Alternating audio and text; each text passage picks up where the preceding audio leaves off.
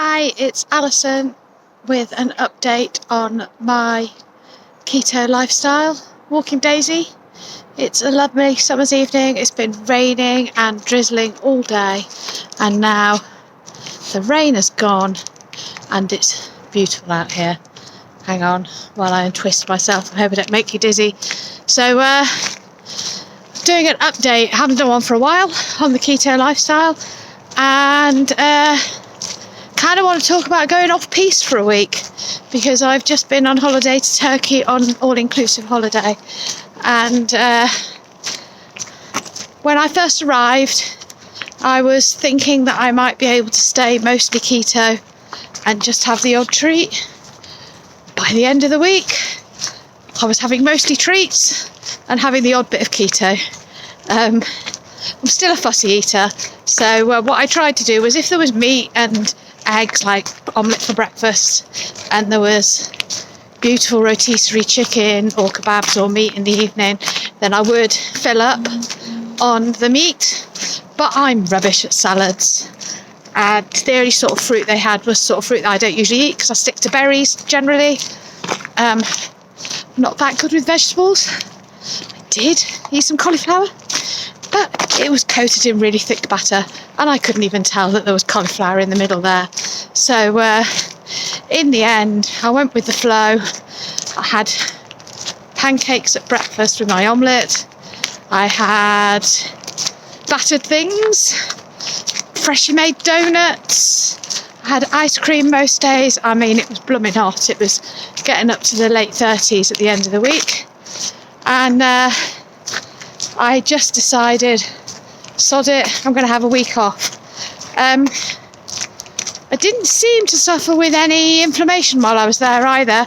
I did pull my hip slightly funny on the second day getting into the pool, and that was just a little bit dodgy for a couple of days, but I think that was more muscular rather than anything else, and it got better quite quickly. So my body didn't really give me much of a reaction to the sugar and the carbs I was eating. And we came home on the Friday, flew home. It took about, basically travelling all day, 12 hours to get home. Got home really tired, so had fish and chips from the chip van on the Friday night at home, had some chocolate in the pub, and then thought, right, Saturday, back on it. And that's what I've done. Saturday I've got back on it, making things interesting to keep me motivated. So bought an ice cream maker in the middle aisle, Aldi, and tried a fabulous ice cream recipe. Now, I'm not a fan of coconut. I generally don't really like things that are too coconutty, and this recipe has got 500 mils of double cream, I think it was, may have been 800, and a whole tin of coconut milk in it. And then it was cocoa, a bit of xanthan gum, and a bit of salt, from what I remember, and put it in this ice cream maker to cool down. And oh my goodness, I couldn't taste, because it had so much cocoa powder in it. Oh, and it also had xylitol, so I'm really careful with that around my dog Daisy, so that she definitely doesn't ever get to lick a bowl or nick any. And I whizzed the xylitol in my NutriBullet to powder it down so it was nice and fine, and that was in it as well. And oh my god, this ice cream is delicious. Ate some of it fresh out the ice cream maker, and then put dollops of it in tubs as portions to freeze it. And it's actually, I'm not sure how well it would scoop, but because of the way I've done it in dollops, I can kind of cut a dollop out of the tub and have it in small portions. So I've been having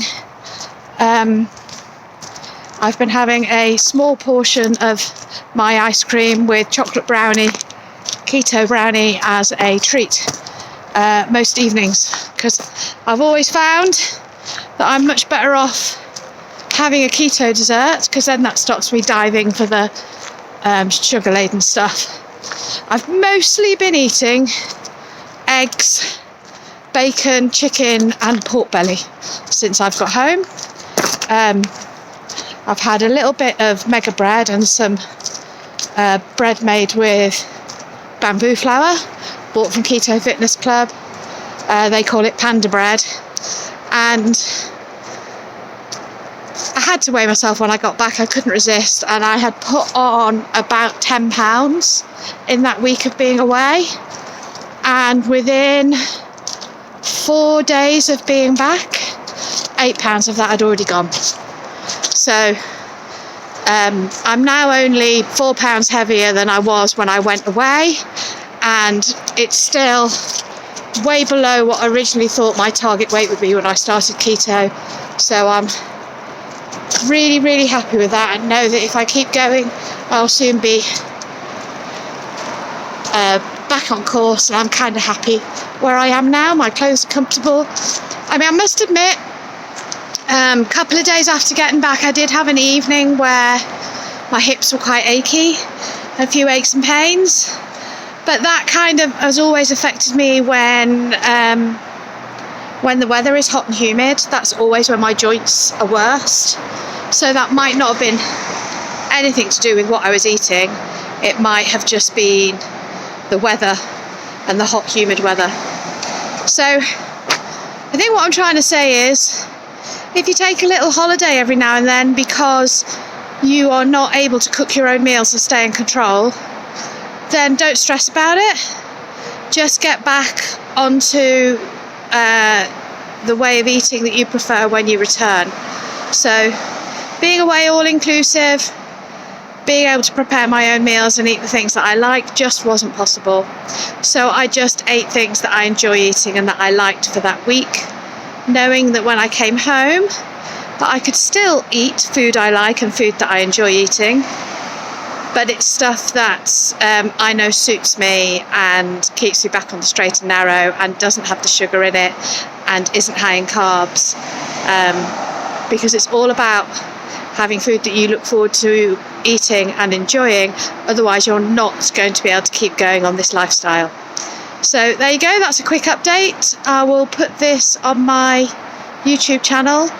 I need to go now because I'm just about to walk over the M1 motorway, and you can probably already hear the traffic noise getting a bit louder. So I will lovely leave you, me and Daisy, on our walk, and give you an update soon when I feel like there's something to say. Bye.